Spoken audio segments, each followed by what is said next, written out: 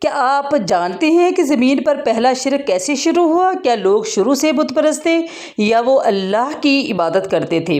اور قیامت کے دن ایک امت ایسی ہوگی جو ایک نبی کے حق میں گواہی دے گی، اور یہ وہ عظیم داستان ہے جو حضرت نوح علیہ السلام کی ہم آپ کے سامنے ڈیٹیل کے ساتھ بیان کریں گے کہ شرک کہاں سے شروع ہوا۔ شرک جو تھا وہ شروع سے نہیں تھا، کیونکہ حضرت آدم علیہ السلام کے بعد کئی نسلیں جو گزری ہیں، لوگ صرف اللہ کی عبادت کرتے تھے، زمین پر توحید قائم تھی۔ پھر وقت گزرا، قوم میں کچھ نہایت نیک عبادت گزار اور صالح لوگ پیدا ہوئے۔ ان کے نام قرآن میں آئے ہیں: ودّا، سوا، یغوث، یعوق، نصر۔ یہ لوگ جو تھے اللہ والے تھے، قوم ان سے محبت کرتی تھی، ان کی مجلسوں میں بیٹھتی تھی، کیونکہ یہ عبادت گزار تھے، اللہ والے تھے۔ جب ان کا انتقال ہو گیا، وہ وفات پا گئے، تو قوم غم میں ڈوب گئی۔ شیطان نے کیا وسوسہ ڈالا؟ ان کی یاد میں ان کے مجسمے بنا لو تاکہ تمہیں عبادت کی یاد رہے۔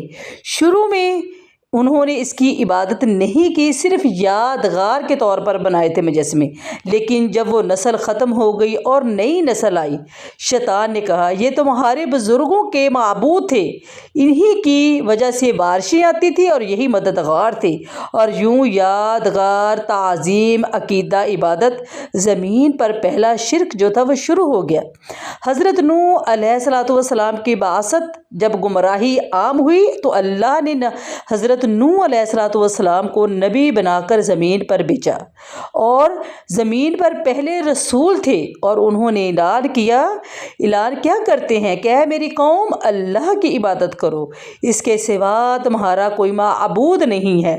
انہوں نے 950 سال تبلیغ کی اور 1350 سال زندگی میں 950 سال تبلیغ کی، دن میں بھی، رات میں بھی، چھپ کر بھی، علانیہ بھی، وہ اللہ کی طرف لوگوں کو بلاتے رہے۔ لیکن قوم کے سردار کیا کہتے تھے؟ ہم اپنے معبودوں کو نہیں چھوڑیں گے۔ صرف چند لوگ ایمان لے گئے، 82 یا 85، 950 سال تبلیغ کے باوجود۔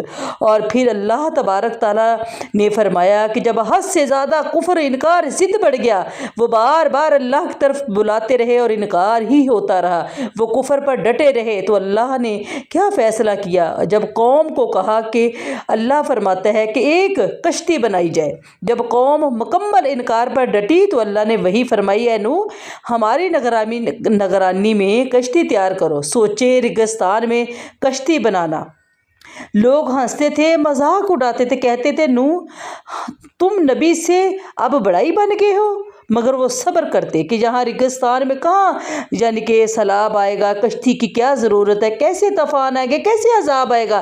لوگ مذاق اڑاتے تھے کہ اے نوح اب نبی نہیں رہے، بڑائی بن گئے ہو۔ مگر وہ صبر کرتے رہے، صبر ہی کرتے رہے۔ تندور سے پانی ابلنا۔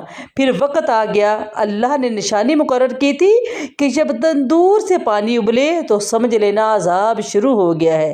اچانک زمین سے پانی ابلنے لگا، آسمان سے موسلادھار بارشیں برسنے لگی۔ یہ عام بارش نہیں تھی، یہ اللہ کا عذاب تھا۔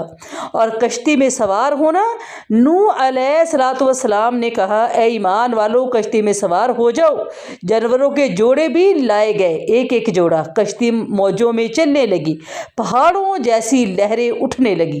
اور بیٹے کا واقعہ کہ ان کا ایک بیٹا ایمان نہیں لایا تھا حضرت نوح کا۔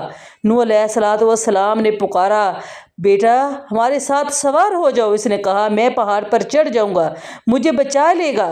اسی لمحے ایک موج آئی اور دونوں کے درمیان حائل ہو گئی اور وہ ڈوب گیا، اور اللہ نے فرمایا وہ تمہارے اہل میں سے نہیں تھا۔ پھر بیوی کا انجام، ان کی بیوی بھی ایمان نہیں لائی تھی حضرت نوح علیہ السلام کی، تو اللہ نے واضح کر دیا نسب نہیں، ایمان کام کرتا ہے۔ نبی کا نسب نہیں، بیٹا نہیں، ایمان کام آتا ہے۔ تو جودی پہاڑ پر کشتی، طوفان ختم ہوا، پانی کم ہوا، کشتی جا کر ٹھہری جودی پہاڑ پر۔ زمین پر نئی ابتدا شروع ہوئی۔ اور قیامت کے دن حضرت نوح علیہ السلام جب اپنی قوم سے کہیں گے، قیامت کے دن اللہ پوچھے گا اے نوح کیا تم نے پیغام پہنچا دیا تھا اپنی قوم کو؟ وہ کہیں گے ہاں اللہ، میں نے جو پیغام تھا تیرا حق توحید کا پہنچا دیا۔ قوم کیا کہے گی؟ ہمارے پاس کوئی ڈرانے والا نہیں آئے گا۔ وہ انکار کرے گی اللہ کے ہاں حضرت نوح کی قوم، مگر پھر بھی کیا ہوگا کہ پھر گواہ بلائے جائیں گے، اور گواہ کون ہوگا؟ امت محمدیہ۔ جی ہاں، اور ہم ہی ہیں۔ ہم گواہی دیں گے کہ نوح علیہ السلام نے 950 سال تبلیغ کی، اور یہ روایت صحیح بخاری میں بھی موجود ہے۔ اور قرآن کہتا ہے کہ ہم تمہیں امت وسطیٰ بنایا ہے تاکہ تم لوگوں پر گواہ بنو۔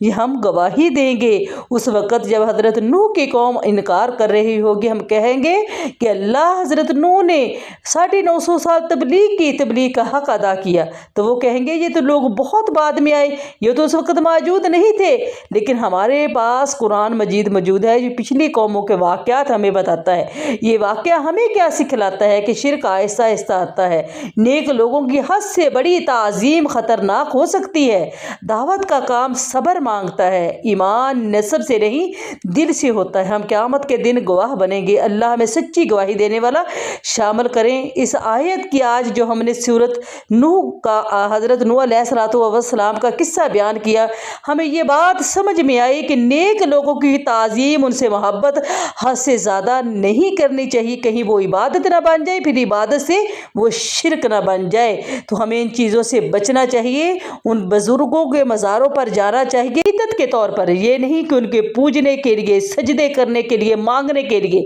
پھر ہم بھی حضرت نوح علیہ السلام کی قوم کی طرح مجسموں کو ماننے والے کہیں نہ ہو جائیں، کہیں ہم بھی شرک میں مبتلا نہ ہو جائیں۔ وآخر دعوانا، اگر آپ کو اس طرح کی اسلامی ویڈیوز پسند آتی ہے، آپ ہمارے چینل سمت قبلہ چینل کو ضرور سبسکرائب کریں، شیئر کریں۔